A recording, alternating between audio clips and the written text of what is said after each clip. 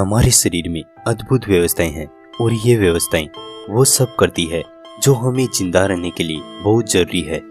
हम अपने शरीर में झांक कर देखते हैं तो पाते हैं कि यहाँ हर मिनट में कई ब्लड सेल्स का निर्माण हो रहा है और हमारा दिल कई बार धड़क रहा है और कई बैक्टीरियाज को ये वाइट सेल्स खत्म कर रही है और जो हमने खाया उससे जरूरी प्रोटीन और भी तत्व हमारे शरीर में विकसित हो रहे हैं। हम बैठे ही क्यों ना हो, परंतु हमारी बॉडी में स्थित ये व्यवस्थाएं वो सब कर रही होती है जो हमें जिंदा रहने के लिए बहुत आवश्यक है। तो आज के इस एपिसोड में हम 5 तत्वों से बने इस शरीर के बारे में जानेंगे। आप जानोगे कि कैसे हमारा दिल काम करता है और वो व्यवस्थाएं कैसी होती है जिसके बिना हम 1 मिनट भी जिंदा ना रह पाएं। हेलो दोस्तों, मैं आपका दोस्त दिनेश कटारिया और आप देख रहे हैं रहस्य टीवी राजस्थान यूट्यूब चैनल। यदि दोस्तों आप इस चैनल पर नए हैं तो चैनल को सब्सक्राइब जरूर करें। शुरुआत करते हैं हमारे सबसे बेहतरीन हिस्से की, जिसको हम आम बोलचाल में दिल कहते हैं, परंतु साइंस इसे हार्ट या हृदय मानता है, जिसका काम होता है हमारे शरीर में ब्लड सर्कुलेशन करना। यहाँ हृदय हर मिनट में करीब 72 बार पंप करता है, जिसके जरिए ब्लड फेफड़ों से चलकर हमारी बॉडी के बाकी हिस्सों में जाता है। यहाँ ब्लड अपने साथ आवश्यक तत्व भी लाया है, जिसमें प्रोटीन, ऑक्सीजन, ग्लूकोज और भी तत्व शामिल हैं, जो हमारी बॉडी की हर आवश्यकता को पूरी करते हैं और हमें एक स्वस्थ शरीर के निर्माण में सहयोग देते हैं। अब बॉडी के बाकी हिस्सों में गया ये ब्लड वापस उसी जगह आएगा जहां से इसकी शुरुआत हुई थी। यहाँ ब्लड को बॉडी के सभी हिस्सों में पहुंचाने के लिए छोटी छोटी रेसे जैसी नलिकाएं होती हैं। यदि इन सबको जोड़ा जाए तो 1 लाख किलोमीटर से भी अधिक की लंबाई वाला कोई धागा बनाया जा सकता है। परंतु इससे पहले हम आगे ये जान लेते हैं कि हमारे शरीर में इतना ब्लड आता कहां से है, कैसे नया ब्लड जनरेट होता है।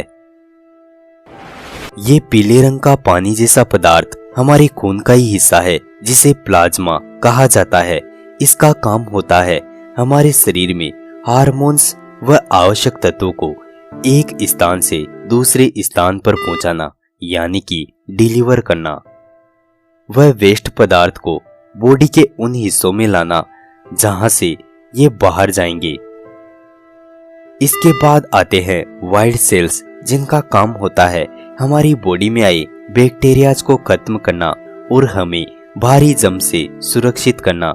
ये एक सिक्योरिटी गार्ड की तरह काम करते हैं, जो हमेशा एक्टिव रहते हैं और बॉडी में आए बैक्टीरिया से हमारी सुरक्षा करते हैं। इनकी लाइफ लाइन 6 महीने से लेकर कई सालों तक होती है। हालांकि ये जरूरत पड़ने पर अपनी संख्या बढ़ा भी सकते हैं। और अब ये रेड कलर के सेल्स आते हैं, जिन्हें हम रेड ब्लड सेल्स भी कहते हैं। इन्हीं का काम होता है हमारे शरीर में ऑक्सीजन पहुंचाने का। इनमें हीमोग्लोबिन नाम का प्रोटीन होता है, जिसकी वजह से ये सेल्स ऑक्सीजन व कार्बन डाइऑक्साइड को कैरी फॉरवर्ड कर पाते हैं। मतलब फेफड़ों से ऑक्सीजन को बॉडी में पहुंचाना और कार्बन डाइऑक्साइड को फेफड़ों तक लाना। इन सेल्स की संख्या हमारे पूरे ब्लड की संख्या का 40% हिस्सा होती है। एक रेड ब्लड सेल्स का जीवन करीब 120 दिन के आसपास का होता है। इसी वजह से एक स्वस्थ इंसान के शरीर में हर दिन 200 रेड सेल्स विकसित होते हैं, ताकि पुराने मरे हुए सेल्स की भरपाई की जा सके। और सबसे आखिर में आते हैं प्लेट रेड्स। एक इंसान के शरीर में 5 से 6 लीटर खून होता है और उस खून में बहुत तरल पदार्थ, लाल व सफेद रक्त कोशिकाओं के अलावा कई अन्य चीजें भी शामिल होती है, जिनमें से एक प्लेट्स भी शामिल हैं। हमारे खून का एक बड़ा हिस्सा इनका भी होता है। इनका आकार काफी छोटा है, जो हमें माइक्रोस्कोप से देखने पर अंडे रूपी दिखाई देती है। एक स्वस्थ इंसान के शरीर में इनकी संख्या 1.5 लाख से लेकर करीब 4 लाख तक हो सकती है। परंतु इतने सारे ब्लड सेल्स बनते कैसे हैं? कैसे एक नया ब्लड सेल्स का निर्माण होता है? इनकी शुरुआत होती है हमारी हड्डियों में स्थित बोन मेरो नाम के ऊतक से। उसी का काम होता है नए ब्लड को विकसित करना। एक स्वस्थ इंसान के शरीर में हर मिनट कई करोड़ों ब्लड सेल्स बनते रहते हैं। यहाँ 5 से 7 दिन में एक नया ब्लड सेल्स बनता है और फिर उसको कोशिकाओं की सहायता से हमारी ब्लड स्ट्रीम में भेजा जाता है, जहाँ पहले से कई मिलियन ब्लड सेल्स हमारी बॉडी की देखभाल कर रहे होते हैं। और ये नया ब्लड सेल्स इन्हीं में घुल जाता है और अब अपना बाकी का सफर ये इन्हीं के साथ पूरा करने वाला है, जब तक कि ये खत्म नहीं हो जाता। एक स्वस्थ इंसान के शरीर में रेड ब्लड सेल्स का जीवन करीब 120 दिन के आसपास का होता है। उसके बाद ये नए ब्लड सेल्स बनते हैं। पर सबसे अच्छी बात यहाँ यह है कि जितने अधिक ब्लड सेल्स खत्म होते हैं, उतनी ही मात्रा में नए ब्लड सेल्स बनते रहते हैं।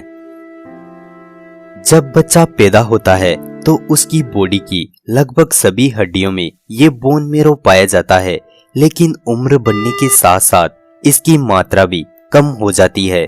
परंतु यहाँ अच्छी बात यह है कि उम्र के साथ इस बोन मेरो की इतनी मात्रा भी काफी होती है एक नए ब्लड सेल्स को विकसित करने में। अब तक हमने ये जाना कि इंसान के लिए ब्लड कितना जरूरी होता है, लेकिन ये काम कैसे करता है, कैसे ब्लड बॉडी के बाकी हिस्सों में जाता है। हमारे दिल की बात करें तो इसकी बनावट कुछ इस तरह होती है। हृदय पूरे 4 हिस्सों में बटा रहता है, ऊपर के 2 और नीचे के 2 हिस्से, जिन्हें हम बायां और दायां चेंबर कह सकते हैं। यहाँ ब्लड को लाने और ले जाने के लिए शरीर के सभी हिस्सों में छोटी छोटी रेसे जैसी नलिकाएं होती हैं, जिन्हें रक्त वाहिनियां कहते हैं। शरीर के सभी हिस्सों में शुद्ध रक्त नहीं होता।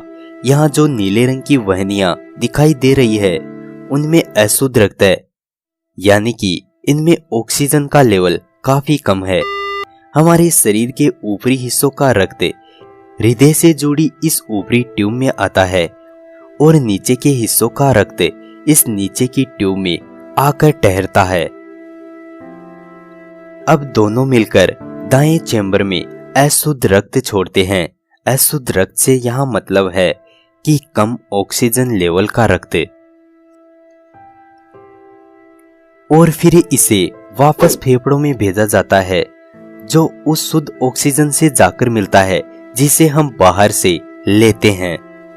फिर यहाँ से शुद्ध हुआ रक्त बाएं चेंबर में भेजा जाता है, जो नीचे के चेंबर में आकर मिलता है, और फिर यहीं से खून को बॉडी के बाकी हिस्सों में भेजा जाता है। ये प्रोसेस शायद बिना थके लगातार होती है, लेकिन अब तक हमने ये जाना कि कैसे हृदय काम करता है। लेकिन जो हमने खाया, इससे पोषक तत्व हमें मिलते कैसे हैं, कैसे ये ब्लड में मूव होते हैं। जब हम खाना खाते हैं तो वो हमारे पेट से होते हुए हमारी छोटी आंत में जाता है, जहां ये विली नाम के छोटे छोटे स्ट्रक्चर होते हैं।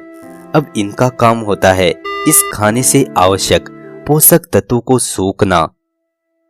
ये विली नाम के स्ट्रक्चर खाने से आवश्यक तत्व लेते हैं और इनमें मौजूद कैपिलरी से ये तत्व खून में मिल जाते हैं। कैपिलरी शरीर की सबसे पतली रक्त वाहिनियां होती हैं, जिन्हें हिंदी में केशिका भी कहते हैं। इनकी मोटाई अगर जाने तो हमें सिर्फ ये एक कोशिका के समान दिखाई देगी। छोटी आंत से बचा खाना हमारी बड़ी आंत में जाता है, जहां इनकी शुरुआत होती है एक अंतिम प्रोसेस की तरह। यहाँ हमारे खाने से बचा तत्व निकाल लिया जाता है और फिर इस बचे वेस्ट मटेरियल को मल के जरिए बाहर निकाल दिया जाता है। एक इंसान के जन्म से लेकर उसके मरने तक यह प्रोसेस होती रहती है और बिना थके हमें एक जीवन देकर इस प्रकृति से रूबरू करवाती है और हमें एक स्वस्थ और बेहतरीन शरीर देती है, जिसकी मदद से हम हर कार्य को करने में सक्षम हो पाते हैं। खैर, वीडियो कैसा लगा इसके बारे में कमेंट में जरूर बताएं। अभी के लिए अलविदा। धन्यवाद दोस्तों।